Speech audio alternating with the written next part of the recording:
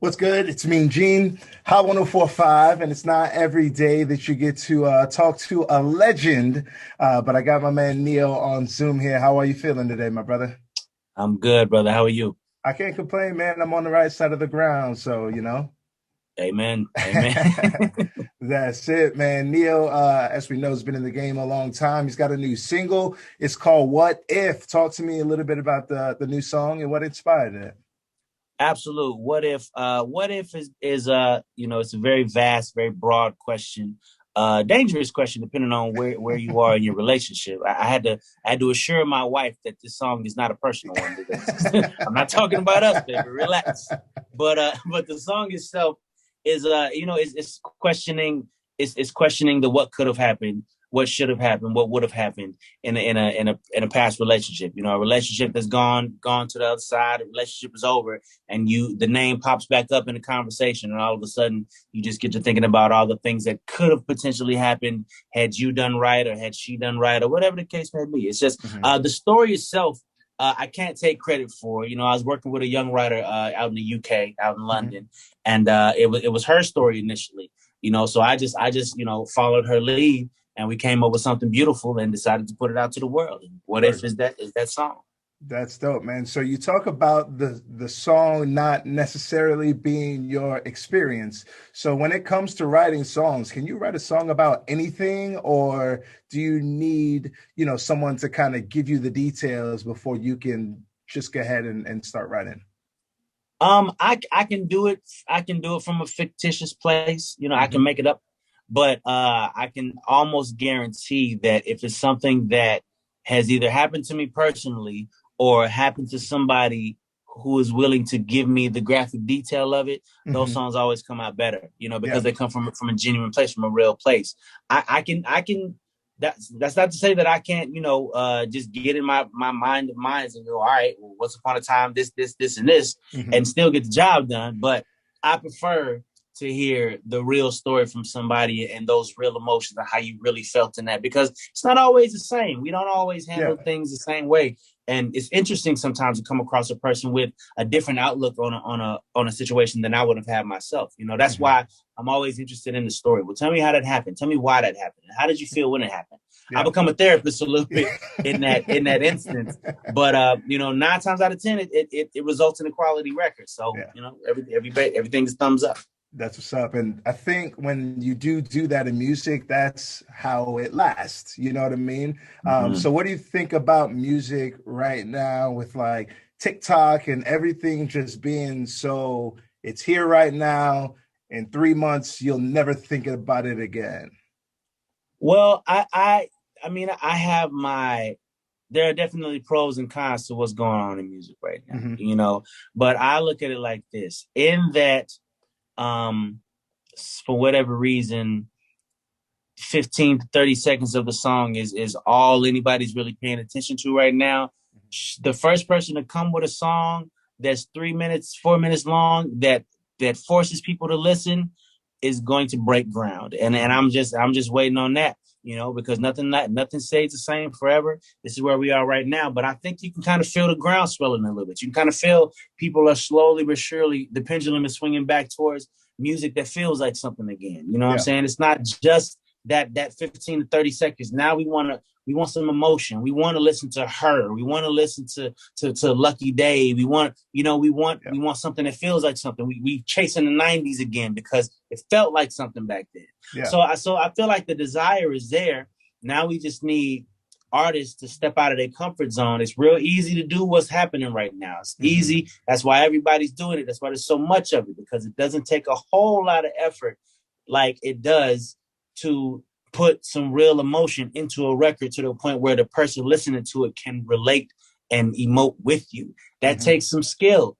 And I mean, that takes some skill, and it takes some effort. It takes some patience. And I don't know how patient artists are nowadays, but I feel like we need to get back to that place so that the music can grow again. Because I feel like we've been standing still for a minute. Yeah. And I say this with absolute love for all artists and everybody that's doing it. You know what I'm saying? I'm not trying to single anybody out or anything Hmm. silly like that. I'm saying the way the music feels right now, it feels real microwave. And we as the artists, that's on us to fix Hmm. that. Yeah. We have to get in here and and give the people some sustenance, some substance, so that they remember what that feels like, so that they crave that, so that we can get more of that. Mm-hmm. As of right now, they taking what we're giving them because that's all we're giving them. You know, you give a hungry man a cracker, it's the best cracker he ever had in his life. We got to remind these hungry people what a steak tastes like. You know what I'm saying? That's what we need. That's what's up. And that's why most people don't last 15 years in the industry. And speaking of 15 years, that's how long it's been since So Sick dropped. Yes, sir. So talk to me about that song, because when I posted that I was talking to you, I was like, does anybody have any question? The question that I got the most is a question I'm sure you're probably tired of hearing by now, was, is he still so sick of love songs? And everybody thought they were being so clever. I'm like, yo, you know how many people sent me Yeah. Every person that says it feels like they're the first person to ever say it. And who am I to take that joy from you, brother? Yeah, I'm gonna ride with you. Yeah. But see, for me, for me, the answer to that question would be no, because I can only imagine how much money you made off that song. So why would you be so sick of love songs? Oh, yeah. Them love songs have made for many a good Christmas in this household. So, yeah, I'm not so sick of them anymore. To answer everyone's question for the 1 billionth time, no, I'm no longer so sick of love songs. They pay the bills. They are now my friends. Yes. There it is. So speaking of So Sick, 15 years in the game, and you're now at the point where people are sampling your songs. We just had the Pop Smoke and Chris Brown Woo Baby. So tell me what that feels like when someone's like, yo, we want to take this classic song that you put out and put a spin on it, put a little different flavor on it. Like, what's that process through your head, as it kind of comes to you? I'm a creative first, before I'm a singer, before I'm an artist, I'm a creative.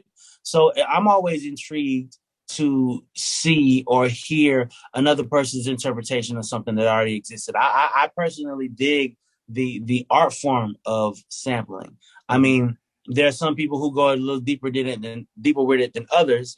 I personally appreciate the artists who can take a sample and make me have to really guess what that sample was. You know what I mean? Like, oh man, they chopped that up crazy. I didn't even hear that. I love that. But you know what I'm saying? Not saying that everybody has to do it that way. Of course. Like, for example, the way they used it in that joint, it worked. It worked. Yeah. I felt like it was dope. I'm never the person to be like, unless it's a classic. I'm gonna keep it all the way funky. Don't touch none of Mike's stuff. Don't touch none of Prince's stuff, because you're not gonna make it better. It's not. You're not gonna improve on that. Okay, so let it be. Leave that alone.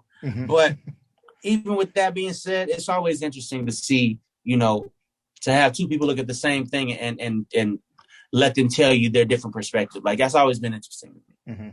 That's dope. Did you get a chance to ever meet Pop before he passed? Like, I did not. Unfortunately, tragic, man, because dude was like young, real young, just getting started. And, it's tragic that it happened the way it happened.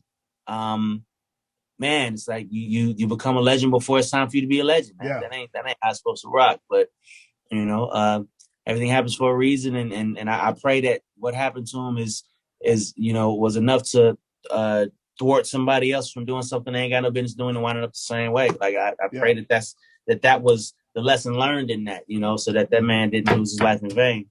Yeah.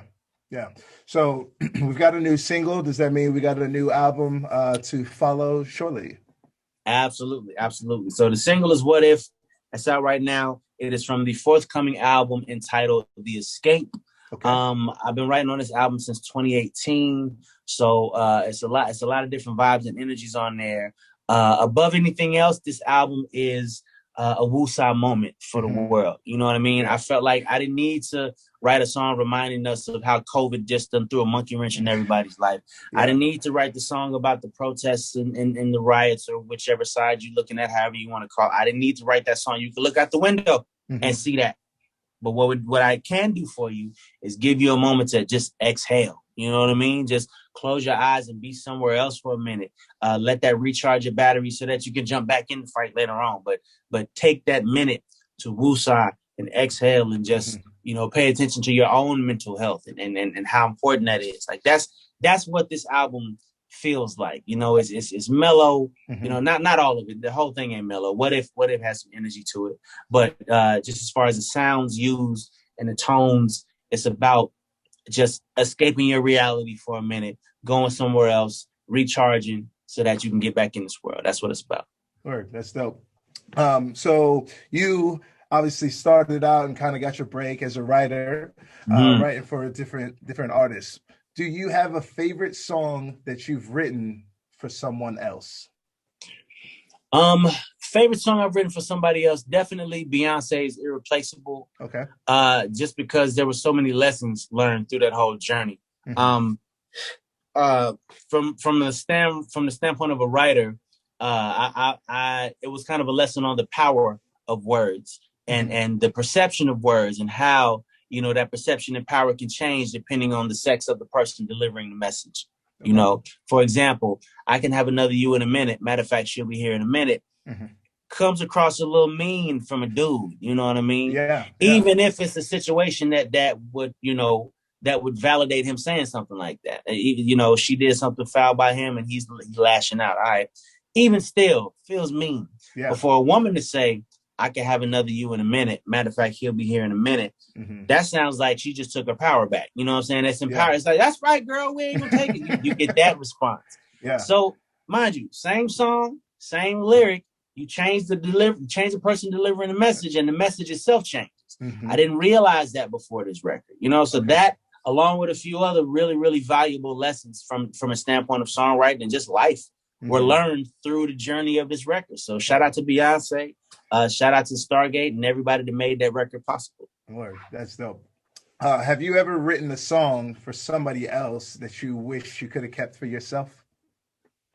Nah, not really. I mean, don't get me wrong. There's definitely been records that, records that I've written for other people, and I'll sing them on tour in concert or whatever, and they just feel good. Like I love singing Mario's "You Should Let Me Love You." Yeah. But for one, when I wrote the song, I wasn't even trying to be an artist. I was strictly a songwriter when I wrote it, so there was no possibility of me keeping it. And for two, in that the song did what it did. Yeah. I feel like that's probably where that song was meant to be. You know what I mean? That's where that one was supposed to go. And you know, mind you, in that I wrote it, in that I have a connection to it. If I want to get on stage and sing it, I get on stage and sing it. So it's the best of both worlds. I'm not missing out on anything. All right. That's dope. That's dope. So I saw a tweet the other day that was like, "Men only. What's a song by a female that you sing with your whole chest?" Now we're gonna take out songs that you have written. So you can't say Irreplaceable, but what's a song by a woman that Ne-Yo sings with his whole chest? With my whole chest. Clearly you've never come to karaoke with me, brother. There's zero shame in answering this question right now. None. Let me see. Whitney Houston's "I Have Nothing." Ooh. Whole chest. Standing up straight. Got to. Yeah. Whitney Houston's "I Will Always Love You." Yeah. Whole chest. Yeah. That's the one that I picked on Twitter when I quote tweeted that. Shirley Murdoch's "As We Lay." Whole chest. Ooh. Whole chest. And I am telling you. Oh yeah. Either version. Yeah. Whole chest.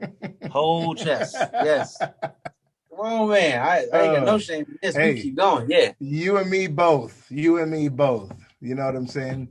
So a buddy of mine said he saw you perform in New York one time, and you kind of mentioned the girl who made you write So Sick, and he wanted to know if you keep in contact with her at all, or is that just done? No, I do not keep in contact with her. I mean, mind you, there's no animosity there. Like she knows the song is about her. She knows that she inspired the song. And we had our conversation about that, and she thanked me for basically making it to where she said, "You made me immortal," and I'm like, all right, you're welcome. But yeah, we've had that conversation, and she went her way and I went mine. As far as I know, she's married and enjoying life, and as am I, enjoying life. But yeah, it's cool that I mean, I feel like I feel like that goes to show that you can't really feel a way about anything that happens in your life, good or bad. Like you can't allow the bad things that happen in your life to stay bad, because I think about how I felt in that moment with that girl. Like when Mm-hmm. she left me, mind you, I'm like 15, Mm-hmm. 16. Damn. She left me and my world crumbled because I knew that I was the reason that she was leaving. Everything was fine before I started acting stupid, listening Yeah. to my homeboys and whatnot. And that lesson, the learning of that lesson in that moment, was like literally crumbled my world. You know Yeah. what I mean? So now, as a 42-year-old man looking back, it's like I had to feel that. Mm-hmm. I had to feel that because if I never felt that, I never would have wrote the song. Mm-hmm. I wouldn't be where I am right now. Yeah. So I look back on that moment, as hard as it was in the moment and as heartbroken as I was in the moment, I would not change a thing because it helped lead me to where I am right now. You know what I mean? And I look at every negative thing that's ever happened in my life the same way. Like it all led me to where I am right now. And if you're happy where you are right now, then you can't really regret those things happening. Yeah, she's probably keeping tabs, and she's so sick right now. Like, damn. Probably. No, like, damn. No, much love to her and her family, wherever they at, whatever they're doing. All the love. That's what's up, man. Well, Neo, the new single is "What If." When can we expect the album? Be looking for the album around the front of the year. Maybe somewhere around Valentine's Day or right after. Somewhere in there. Be looking right there. That's good marketing right there. What If out right now? Did you say Escape? Why do I can't remember the name? The Escape. The name of the album is The Escape. I wanted to say The Escape Room for some reason. Yeah. Maybe that's the follow-up. That's the deluxe. There we go. I appreciate you giving me some of your time today, my brother. Keep doing your thing. You know, keep blessing us because we appreciate having you. You know, be part of our world. Thank you, man. Thank you for rocking with me. Thank you for the love and support through the years. I appreciate it. I genuinely do. And as long as y'all keep cheering me on, I'm gonna keep trying to deliver quality entertainment to the world. That's it, brother. Thank you so much, man.